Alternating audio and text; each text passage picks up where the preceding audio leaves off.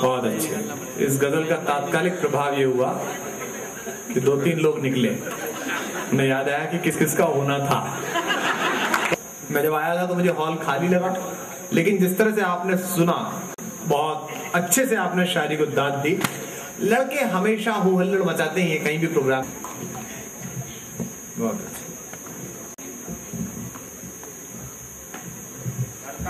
आपकी परीक्षा होती है। अच्छा, लो परीक्षा होती है, इन्विजिलेटर भी है। ये कैसे भाई, कैसे है ये?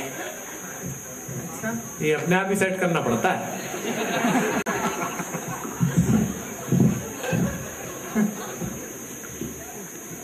देखो हुआ नहीं शायद आऊं। अरे तो बिल्कुल दूसरी दुनिया में है आप, वापस आ जाइए। शब्द की अधिष्ठात्री माँ वागीश्वरी के चरणों में प्रणाम करती हूँ और आप सभी का बहुत अभिनंदन, अभिवादन। बहुत खुश हूँ कि आपके बीच हूँ। मुरादाबाद से बहुत जुड़ाव रहा है मेरा लंबा, और प्रतीक स्वरूप आपको प्रमाण मिल गया होगा। आदरणीय व्यस्त जी बैठे हुए हैं सामने। बहुत बार इनके माध्यम से और तमाम कार्यक्रमों में मैं रही हूँ। इस कॉलेज में पहली बार हूँ और यहाँ सब बाहर के स्टूडेंट्स हैं, तो हर कविता ऐसे सुने कि जैसे पहली बार ही मैं पढ़ रही हूँ, मुरादाबाद में भले ही पढ़। मैं आपको एक बात बताना चाहती हूँ। आप कवियों को सुनते हैं और कई बार ऐसा हो जाता है इतने कि आप एक कविता सुनते हैं, एक टुकड़ा सुनते हैं, लोग जो बहुत अच्छे से सुनते रहे हैं और वो बता देते हैं कि फलां कवि की कविता का तेवर लगता है। तो जब डॉक्टर कलीम कैसर यहाँ पर शेर पढ़ रहे थे तो उन्होंने आखिरी शेर जो पढ़ा कि अब तो खुद का भी क्या अपना नहीं रहा मैं, अब तो अपना भी मैं नहीं रहा मैं, जाने किस किस का हो चुका हूं मैं। जब उन्होंने कहा कि जाने किस किस का हो चुका हूं मैं, उससे पहले मैंने वहां बैठे बैठे कहा कि इस कदर तेरा हो चुका हूं मैं। मुझे लगा कि ये मिसरा होना चाहिए कि इस कदर तेरा हो चुका हूं मैं। और ये जो दो मिसरे हैं, ये दो व्यक्तियों के बीच में अंतर को कहीं बहुत नहीं, ये पुरुष का मिसरा ऐसा ही होता है कि जाने किस किस का हो चुका हूं मैं। नहीं, अब ये अच्छा हुआ कि तुमने अपनी हकीकत खुद ही बता दी। बड़े हैं, मुझे कहने की जरूरत नहीं पड़ी। ये बड़े हैं, बड़े। वो तुम्हारे लिए पूरे रास्ते तैयार कर रहे हैं, मैं जानती हूँ। और उन्होंने कहा भी कि भाई तुम्हारे काम का शेर है। वो उसने खुद कहा कि ये पुरुषों का मिसरा होता है कि जाने किस किस का हो चुका हूं मैं। और मेरे मन से जो मिसरा आया वो खट से आया कि इस कदर उसका हो चुका हूं मैं। शायद मेरे हिसाब से ये होना चाहिए। देखिए मैडम भी सिर हिला रही है सहमति। अगर आपको लगता है तो एक बार मेरा मन बना दीजिए, मैं एक गजल के 2 या 3 शेर और एक छोटा सा गीत पढ़ जाता हूँ। धन्यवाद। इनके वाले में सर से हिला रहे थे। देखो एक बात कहना चाहती हूँ, बिल्कुल ठीक बात है, तुम बिल्कुल ठीक कह रहे हो कि शायद ये आप सबके मन की बात थी, लेकिन एक स्त्री जब वो कहती है जो मैं कह रही हूँ तो वो आपके मन की बात हो, आपको अच्छी लगने वाली बात हो। डॉक्टर साहब, मेरी बात अगर पहुंची हो तो मुझे सूचित करें आप। मैंने कहा कि एक स्त्री जब ये कहती है कि इस कदर तेरा हो चुका हूं मैं या तेरी हो चुकी हूं मैं, तो ज्यादा आपको ठीक लगता है, अच्छा लगता है। आप चाहे कुछ भी करें, लेकिन सब चाहते हैं कि हमारे प्रति एक निष्ठ हो। सुनिएगा, आज बातें ज्यादा हो गई, कविता कम। मैं एक गजल के 2 या 3 शेर पढ़ती हूँ साहब। वो इसलिए भी मुझे शेर याद आ गए कि जब डॉक्टर साहब पढ़ रहे थे कि तुझको पाने में खो चुका हूं मैं, तो मुझे पाने और खोने वाले कुछ शेर याद आए, वो मैं पढ़ती हूँ। चाय बट रही है सामने, चाय नहीं और भी स्वादिष्ट कुछ पदार्थ है वहां पर चलिए तो मैं कोशिश करूंगी कि आपका ध्यान इन खाद्य पदार्थों से हटकर केवल कविता पर सुनिए। मेहनत करिए, मिलेगा। कोई दिक्कत नहीं, उन्होंने करी है इसलिए खा रहे। सुनाइए डॉक्टर साहब, सुनाइए। मैं आपसे एक बात कहना चाहती हूँ। डॉक्टर कुमार विश्वास जो भी करते हैं, जिन कारणों से वो आपके बीच बहुत लोकप्रिय हैं, वो बहुत अच्छी बात है, लेकिन उनके भीतर एक बहुत सुकुमार गीतकार है जो कहीं पीछे रह जाता है। मैं आज आपसे आग्रह करती हूँ कि उनका ऐसा मन बना दीजिएगा कि वो बहुत मन से आपको गीत सुनाए, मुक्तक सुनाए, जो उन्होंने नए लिखे हैं इन दिनों। मैं हमेशा उनसे कहती हूँ कि बाकी चीजें कभी कभी कम करके गीत ज्यादा सुनाया करो। आज भी आग्रह करते हो तो मेरा मन बने, सुनिएगा। मैं तन्हाई में भी तुझसे जुदा होने से डरती हूँ। बहुत अच्छे डॉक्टर साहब। मैं तन्हाई में भी तुझसे जुदा होने से डरती हूँ। मैं तन्हाई में भी तुझसे जुदा होने से डरती हूँ। तुझे पाना अभी बाकी है और खोने से डरती हूँ। तुझे ये मैं इतनी चमचागिरी इसलिए भी कर रही थी कि इनके भीतर का गीतकार जागे और मुझे शांति से कविता सुनाने दे। इसलिए भी मैं हाँ, नहीं, अरे आप बढ़िया पढ़ रही हैं। शांति तक सुनना है, शांति से। मैं यही रोकना चाहती थी, गीतकार है ये याद दिला के, पर वो फितरत हो जाती है साहब, कोई किसी को बदल नहीं सकता। कुमार ऐसे ही रहेंगे, हम समझ चुके हैं, माथा फोड़ चुके हैं पूरा, लेकिन कोई फायदा नहीं है। सुनिएगा, मैं कविता थोड़ी देर 2 मिनट और हूँ बस आपसे। मैं तन्हाई में भी तुझसे जुदा होने से डरती हूँ। तुझे पाना अभी बाकी है और खोने से डरती हूँ।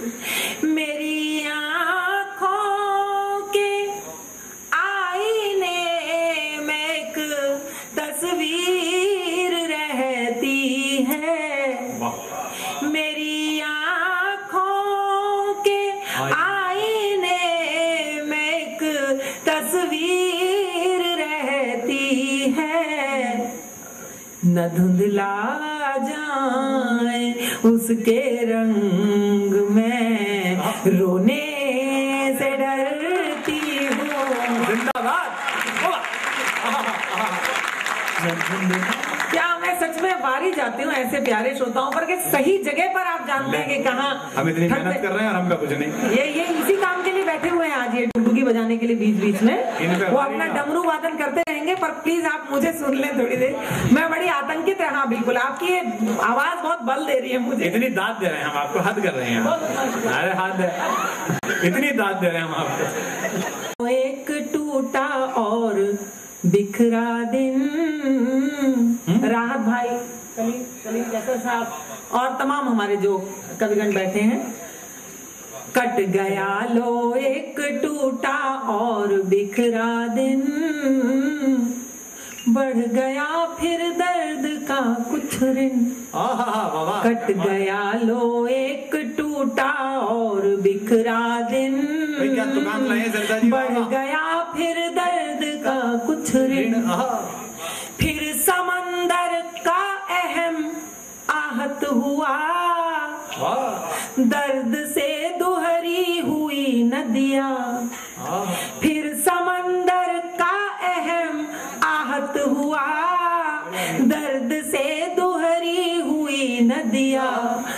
होठ भींचे स्वर दबे हैं कंठ में, भीगता है बेजुबां तकिया।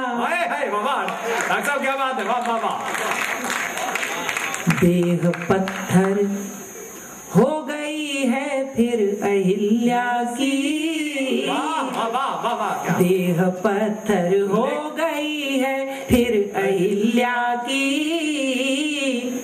ठोकरों के चिन्ह है अनगिन, कट गया लो एक टूटा और बिखरा दिन, बढ़ गया फिर दर्द का कुछ ऋण। और ये बंद आप तक पहुंचे मेरे गीतों में। इस गीत में ऐसी कोई रिदम, ऐसी कोई ताल नहीं है कि मैं कहूँ आप तालियां बजाइए, लेकिन बात ये बंद आप तक पहुंचे, आपके दिलों पर कहीं दस्तक दे। देखिए मेरी कविता के नहीं पीछे, और मैंने हिंदी में इतने दिन बाद नवगीत की लय गति वापस लौटते हुए देखी है। माहेश्वर तिवारी का शेर है, अगर ढंग से सुनने वाले हो तो एक बार सरिता जी को बताइए कि आप उस गीत को उस मन के साथ सुनना है। सब दोबारा पढ़ दीजिए।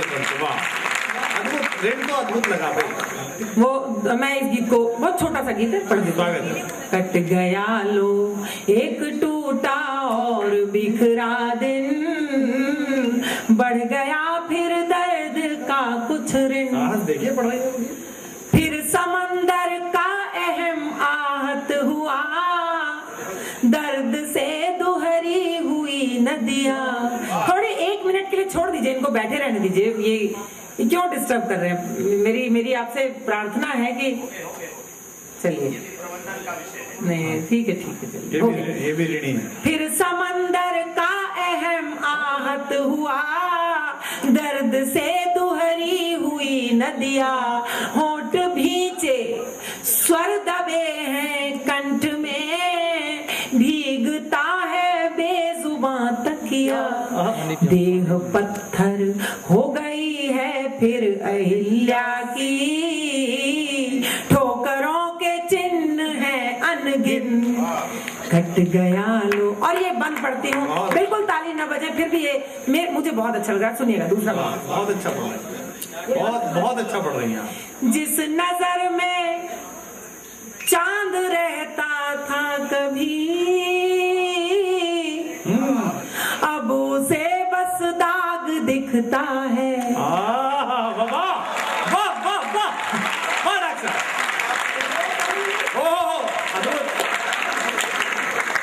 जिस नजर में चांद रहता था कभी, अब उसे बस दाग दिखता है। क्यों विधाता फूल की तकदीर में ओस लिख कर आग लिखता है। वाह वाह, ये सरिता शर्मा का, वाह वाह वाह। क्यों विधाता फूल की तकदीर में ओस लिख कर आग लिखता है। चांदनी का दूधिया रंग हो गया नीला, चांदनी का दूधिया रंग हो गया नीला, डस गई संदेह की नागिन।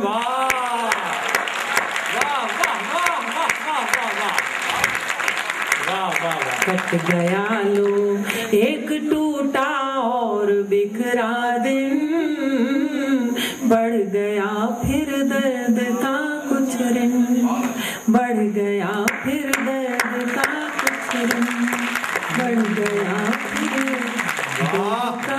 बहुत शुक्रिया, बहुत धन्यवाद। सरिता जी, एक निवेदन और देखिए, जो आप अभी जाइए, मेरा कहना है कि जो जवान लड़के सुन रहे हैं, पिछले 10 साल की हमारी लड़ाई ये थी, व्यक्तिगत लड़ाई ये थी कि कवि सम्मेलनों पर जो लोग हावी हो गए थे, जो मजमे वाले लोग थे, जो जुमले वाले लोग थे, जो चुटकुले वाले लोग थे, उनसे लड़ाई थी। कई बार उनके खुद के हथियार हमें इस्तेमाल करने पड़े। जो जवान लड़के हैं यूट्यूब देखते हैं और IIT खड़गपुर में 5000 लड़कों को किसी जुमले पे हंसते हुए देखते हैं, कुमार विश्वास से अगर आज की तिथि में इस समय अंतिम इच्छा पूछी जाए तो ये कहूंगा कि वो समय प्रारंभ हो जब गीत यहां से शुरू हो कवि सम्मेलन और यहीं पर समाप्त हो। मेरा मन है कि अगर ठीक से कवि सम्मेलन वापस लौट रहा हो तो राज इंदौरी जैसे बड़े शायर की सरपरस्ती में पूरा सदन एक बार सरिता शर्मा से अनुरोध करे कि एक ऐसा ही बढ़िया नवगीत और सुना। एक बार जोरदार तालियां बजाकर आप उनसे अनुरोध करेंगे। डूबी हुई है शाम, राम जाने रात कितनी छटपटाएगी। ये एक ऐसी शाम की बात है जब मन बहुत रुमानी हो और आप अकेले हो, विरह की स्थिति का गीत है, सुनिएगा। और जब हम दूर होते हैं अपने साथी से तो हमें मिलने वाले समय की बातें बहुत याद आती है जब हम साथ थे। सुनिएगा कि आज फिर मधुगंध में डूबी हुई है शाम, राम जाने रात कितनी छटपटाएगी, राम जाने रात कितनी छटपटाएगी। उंगलियां तेरी हथेली में बंधी, मन बंधा है चांद से मेरा।